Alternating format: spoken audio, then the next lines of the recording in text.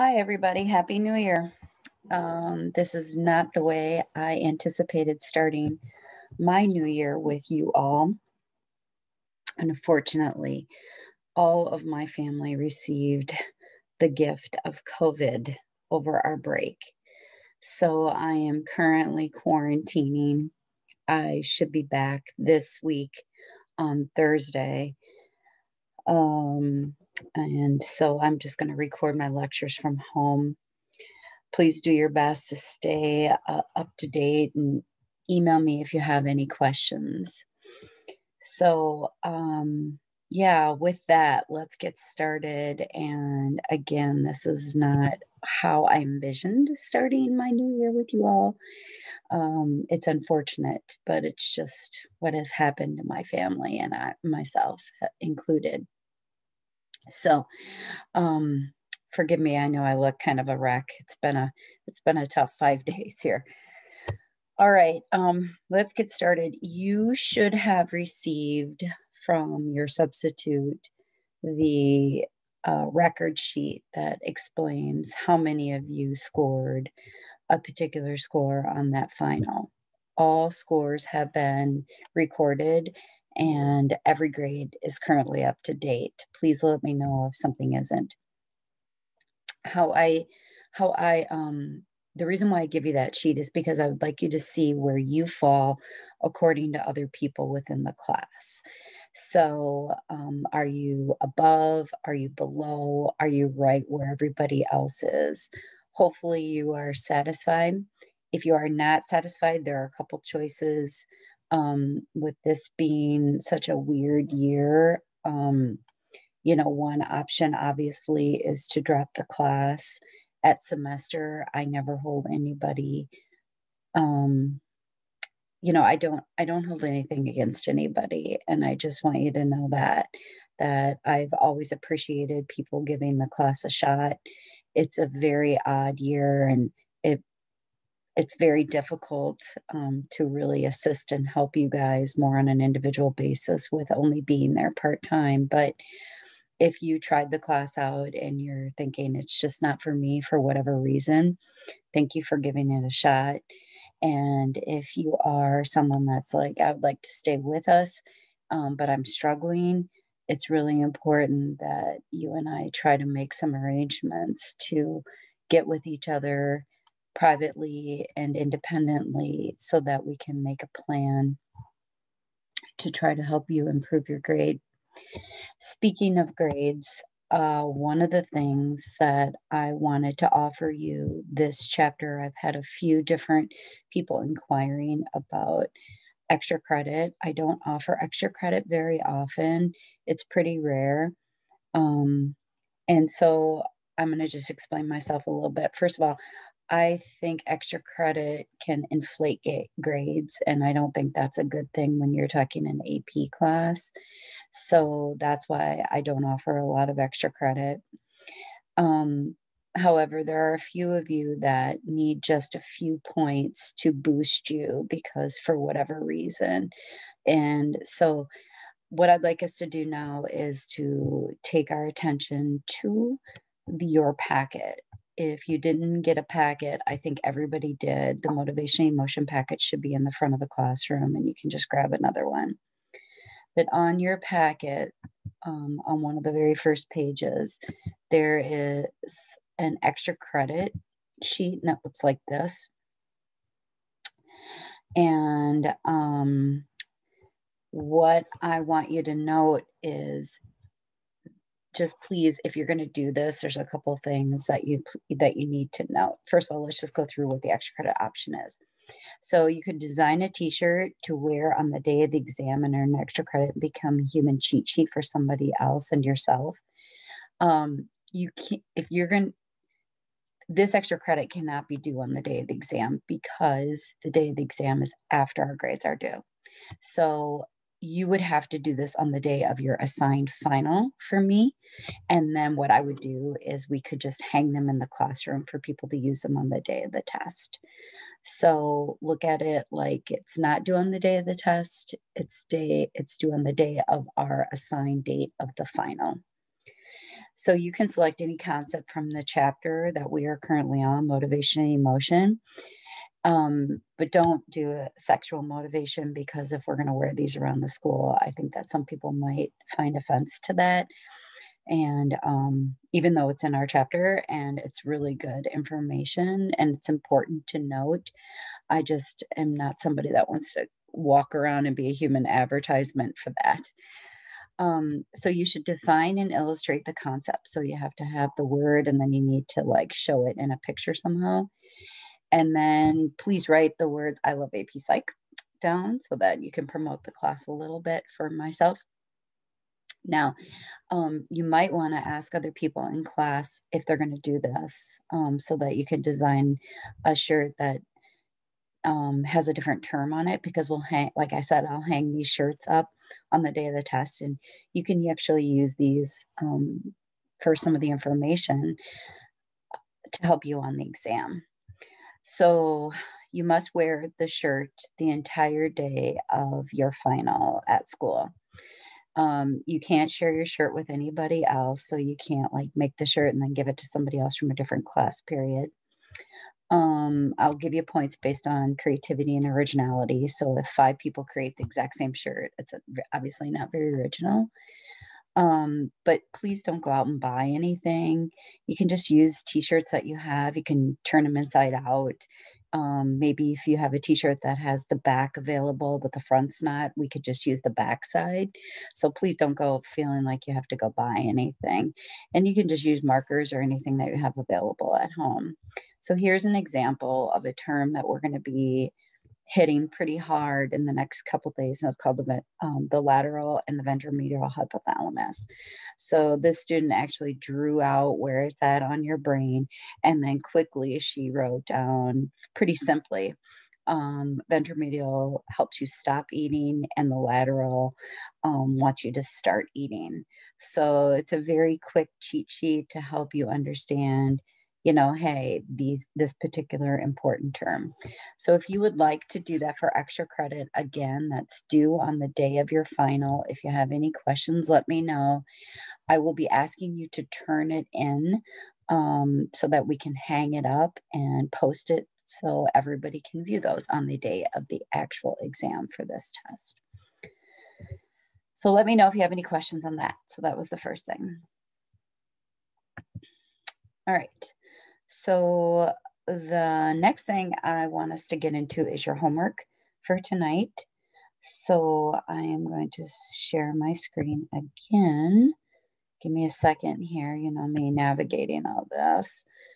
I'm going to go to your Canvas page and share your Canvas page here. All right, so here is what you guys need to do for your homework. I just went over the extra credit option.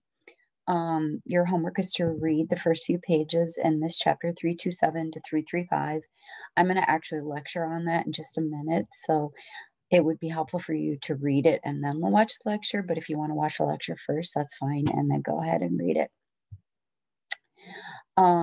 In your packet on the first page, so we're going to go to the yellow pages in your packet. And on the back of the first yellow page, it's questions number 1 to 10. These are checking for understanding questions. The first question begins with, Ben is walking his dog outside in the winter. And what I want you guys to do is I'd like you to answer those checking for understanding questions. And then tomorrow we'll go over the answers just to make sure you guys are all where you need to be. And then finally, I'd like you to watch these 2 very quick videos on science and weight. There isn't much to them. They're just a couple minutes a piece. I don't want you to write anything down, but I just like you to, that's going to begin our lecture for tomorrow. So that's your homework. You could do this while you are in class with the sub. I will leave that information with the sub so that you can actually get that done. Those of you, obviously, if you're B-Day, you're virtual kids, you're at home anyway, so you can do that as well. Here is the link to the PowerPoint that I'm going to go over, and then the link to the video that I'm going to quickly show you to explain one of the terms. So let's get started with the actual PowerPoint. what I would like you guys to do while I'm going up the PowerPoint is open up your packets to the first yellow sheet on the opposite side of what I was just explaining to you. And it looks like this. So it says at the top, motivation, why do we behave the way we do? And this is where I would like you to take some notes for today. And this is going to be obviously your notes. So there are a few theories in motivation. So let's begin with that. I'm going to bring up my PowerPoint now.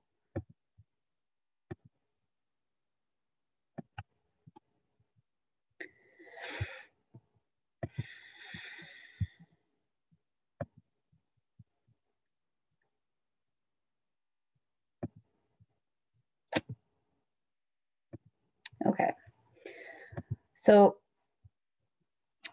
this is how I usually start this unit. I ask this simple question to you all. Why do we behave the way we do? Like, what motivates us to do what we do? And that's pretty much anything in life when you think about it, from basic, simple things to more complex things.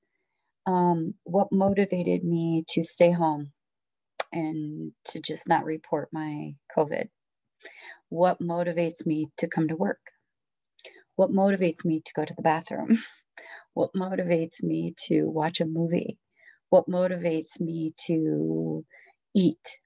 Or in this particular incident that I have on your PowerPoint right now, what motivated this 41-year-old paraplegic?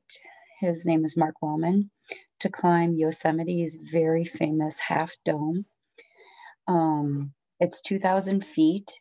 It basically, if you climbed it without legs, it would be equivalent to about 5,000 pull-ups to get yourself up to the top.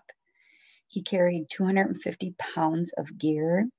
His goal was to climb it in 7 days, and it actually took him 13 days to actually climb it.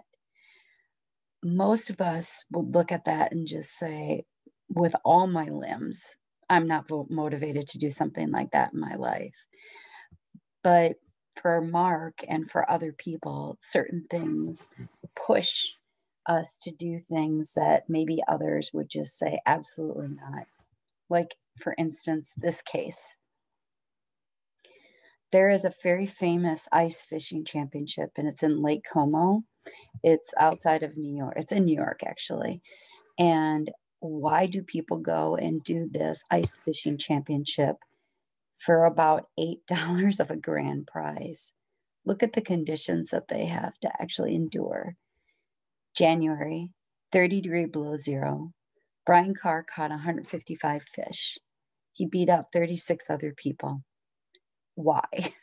Most of us, if it's 20 degrees outside, we are hunkering down inside our houses and we're like, I'm not going outside at all. But this man did, and he did it for a whopping $8. So you can't even say he did it because of the prize money. So you have people that are motivated, like Mark Wellman and Brian Carr, that maybe do things that you and I might not normally do. And what motivates us? So this unit is called motivation slash emotion. So obvious, and then we actually include stress in there too. So the first part of this unit is going to be focused on the motivations in our lives. So there are certain theories of what motivates us. And these are listed at the top of your yellow sheet. Go ahead. They're also in your book, and you can take notes on them there. But the first one is real basic. It's your instinct theory. This is unlearned, it's pre-programmed, and it's inherited behavior. So I have a couple pictures here of two different types of animals. So the big thing here is you've got a spider web. Did a spider ever learn how to weave its web when it was born? It just does it. It just naturally knows how to do it. So that's what we're talking about when we're talking about unlearned behaviors. Nobody is teaching us this. I also have a picture of a dog. It's not my dog, but it's a dog. And it reminded me of my dog because My animals, when I take them on a walk, even though I never taught them to chase after squirrels, they instinctively go after squirrels and they act like they're just going to attack them. It's very funny because I think, what would they do if they caught them? But it's pre-programmed. It's just within them. So that pulling on the leash instinctively, my dog just does it, even though he was never taught that. So many times we do these behaviors to survive, but not always. So the big thing is it's unlearned. That would be one reason we are motivated to do what we are, that we do what we do. The second reason is called drive reduction theory. So instinct theory is pretty simple, straightforward. What is drive reduction? This is when you are being pushed internally to do something. So the big push versus pull down here, this is going to be pushing. This is going to come in handy with our next term because drive reduction, you are being pushed with inside of you. And please apply the buzzword homeostasis to drive reduction. Anytime you see on a test homeostasis, you know the correct answer is drive reduction. So what is homeostasis? Remember, we talked about this during our parasympathetic and our sympathetic nervous system discussion. During parasympathetic, when your body is trying to bring you back to peace, we have that center within our body. If our body temperature gets above 98.6, what does our body want to naturally do? It wants to cool us down somehow. And so it's going to sweat, right? So if I'm outside and I'm super hot and the temperature is rising, my body is going to naturally sweat. It's going to release those sweat glands to hopefully get my body temperature where it's supposed to be. What happens to my body biologically when I'm hungry? You can't say that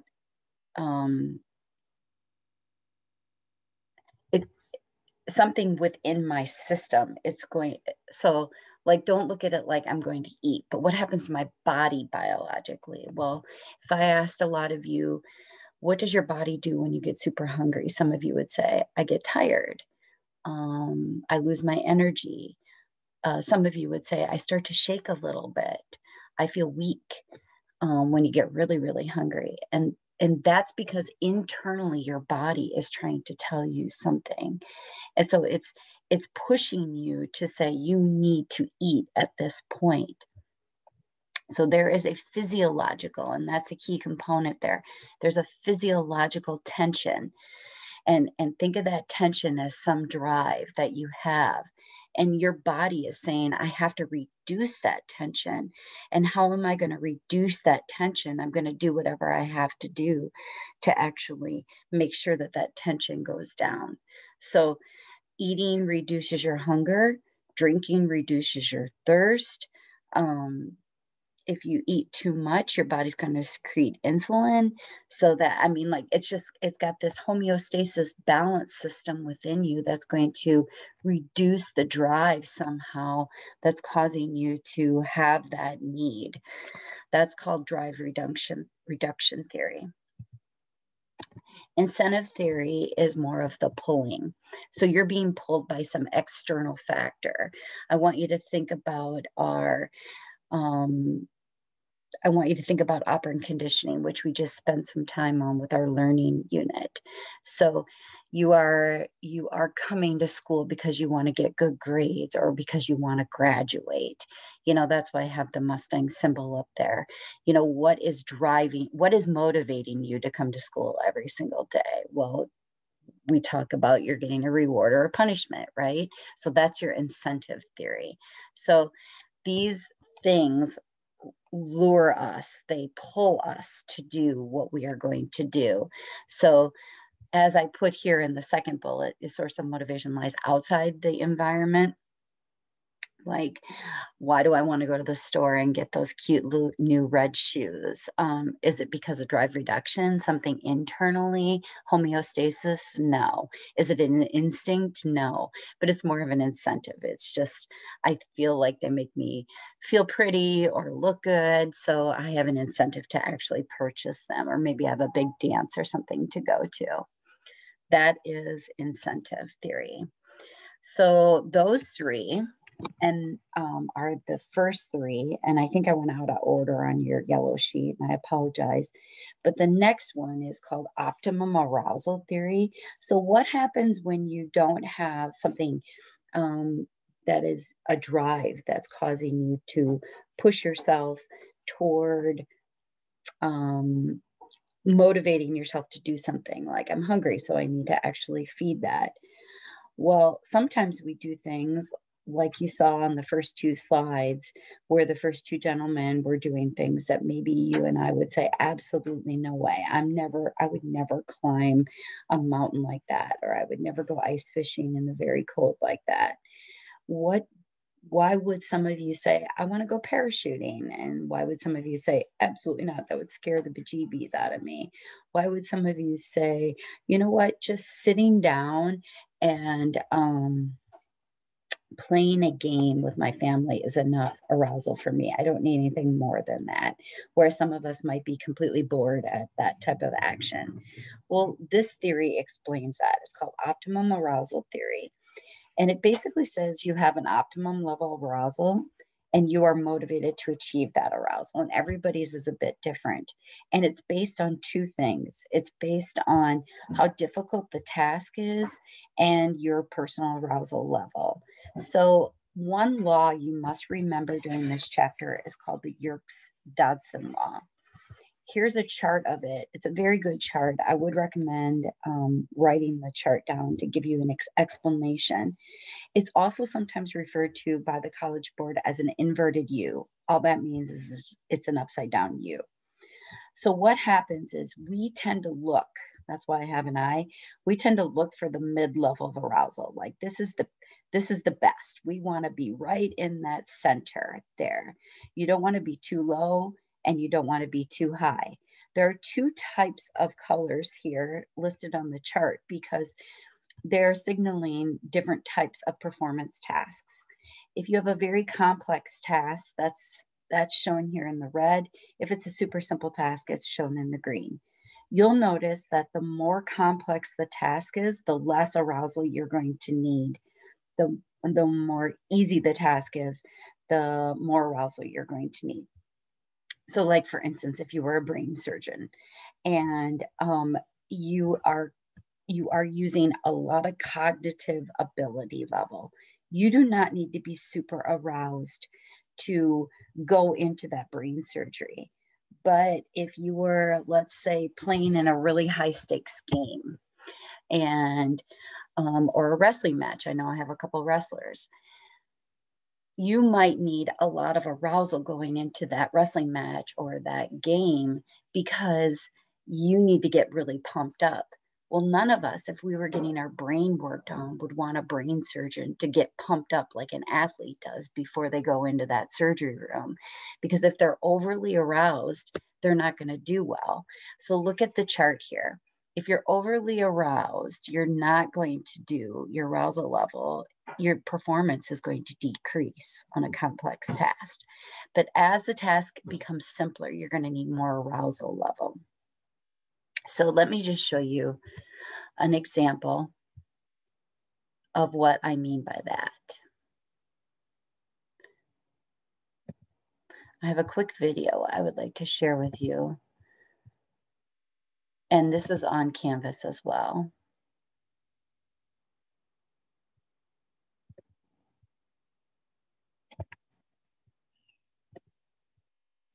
Okay. And it explains the Yerkes-Dodson law.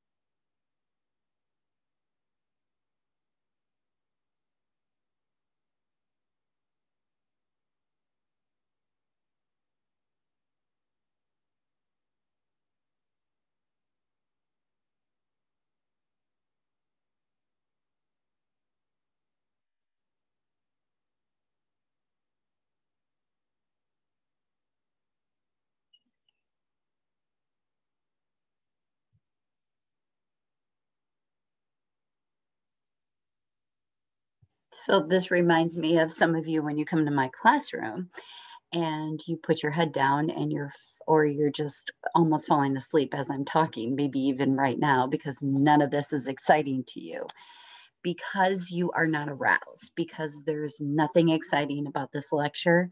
You're probably going to perform pretty poorly on your memory task to try to remember this information. So you don't want to be here.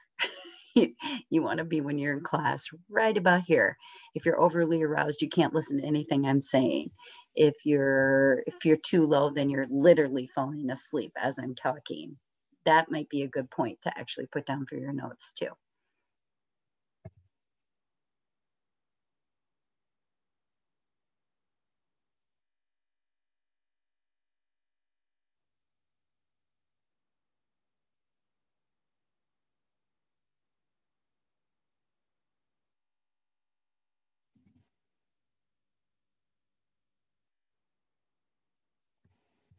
So I'm gonna just take you back just a little bit right here. When we look at this particular analogy that he was giving us, if you were an athlete and you were overly aroused, this is when people choke. This is when you can't think straight. Shooting free throws is a great example. When you have a high pressure situation and the person can't focus and they're overly aroused or overly, another word I used to use for when I was a coach is you're too jacked up. You need to calm yourself down. It's because the athlete is way over here. Look at the performance. If you are overly jacked up, you're not going to perform well. So this is also a good note for any of you athletes out there to take note that your best performance is when you are right in that middle, when you're not falling asleep and you're not bored, but you are very focused and you are calm enough, but you're not so calm. Okay, so that you can keep where you need to be. And again, the easier the task, the more arousal level you're going to need. The harder the task, the more difficult the cognitive level of the task, the less you're going to need. And you guys can watch that on your own time. So I'm going to go back to that actual, I want to go back to that PowerPoint.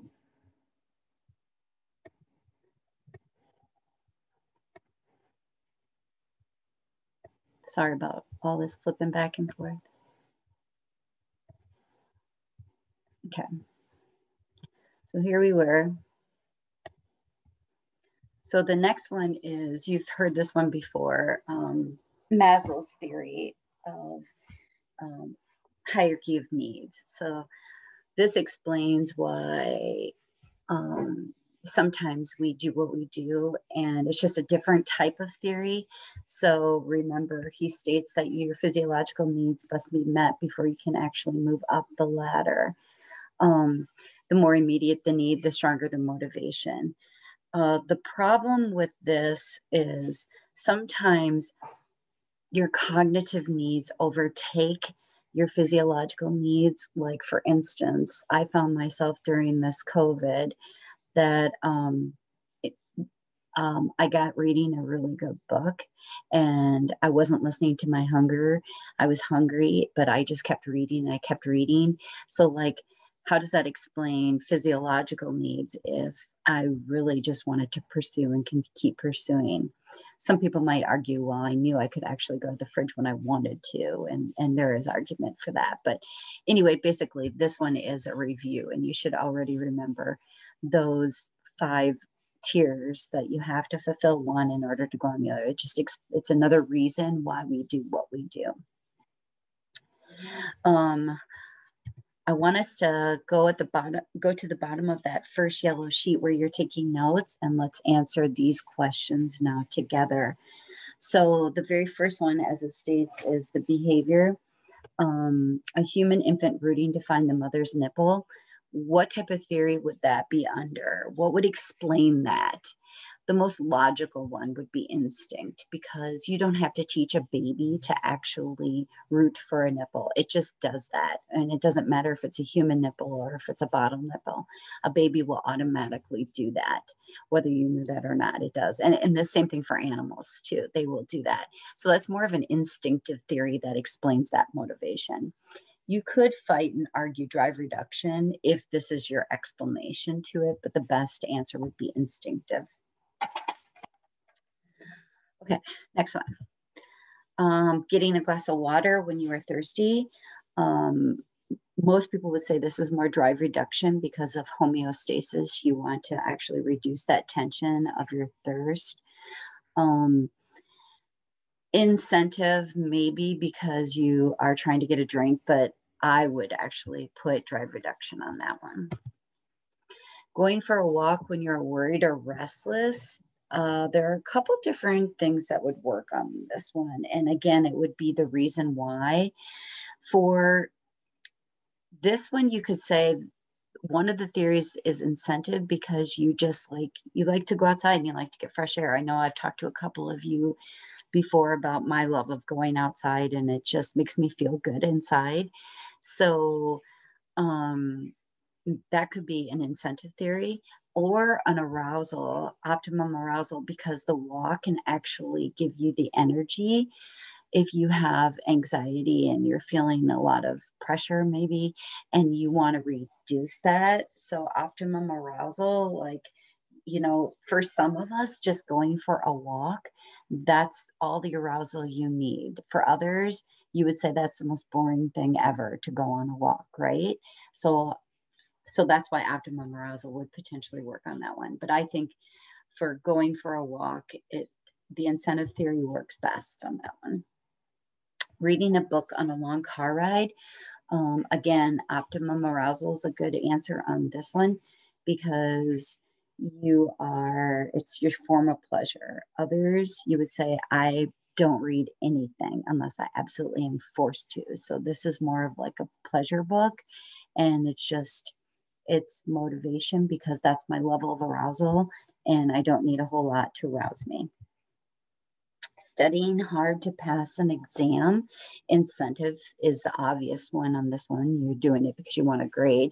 Some of you might say you do this because it's intellectually stimulating, which would say that's optimum arousal, but really incentive is the best answer for that one and most common. Crying. Why do you cry when you're hurt or you're upset? Some of you might say you do this just instinctively. It's a reflexive behavior. It just happens naturally. Now, some of you would say, oh my God, I never cry. That seems so foreign to me or odd to me. So some of you might say, I do this because it's more of a drive reduction thing. I have an internal tension and I'm feeling really bad inside. So I'm trying to release that tension and create homeostasis. If you've ever cried really hard and then you felt better after you cried, you know that that feeling of stress has just kind of come back to that homeostasis is what you're asking for. Why would I develop long-lasting intimate relationships? Well, there's a couple different motivating factors. One, drive reduction. You have this need to have sexual relations with someone. So you have that internal need. So you're going to reduce that need by having some type of relationship. This is the most raw, and probably most of us would say, gosh, I hope that's not the only reason why I'm in an intimate relationship. Some of you might say it's more instinctive, that we are just programmed to belong to other people and have a relationship with someone else. And some of you might say that's more of an arousal thing, that's your optimum arousal level, that intimate relationship is there to stimulate something within you. So that one could go a lot of different ways. So one of the things that you guys might actually be saying to yourself is, well, on a test, how are we going to know? Mrs. Horner, you just gave us like 3 different answers for one particular scenario. the scenarios that you're going to get are going to be more cut and dry and explaining. They're going to have the explanation behind it. So with the explanation, you should be able to actually come up with, is this instinct? Is this drive reduction? Or is this optimal arousal, et cetera, et cetera. So that's why I want you guys on your homework to do the back side of that, where it's questions 1 to 10. And then tomorrow, let's go over the answers when we meet again. And so that we can, just give you the basics. And then I'd also like to give you a few songs where you hopefully could come up with what is the arousal level as well. So that's tomorrow. Read your book. I hope you guys have a great night, a great day. Sorry I'm not there with you again. Take care. Everybody stay safe. I'll check in with you guys tomorrow. Please feel free to email me if you have any questions. Thank you. Bye-bye.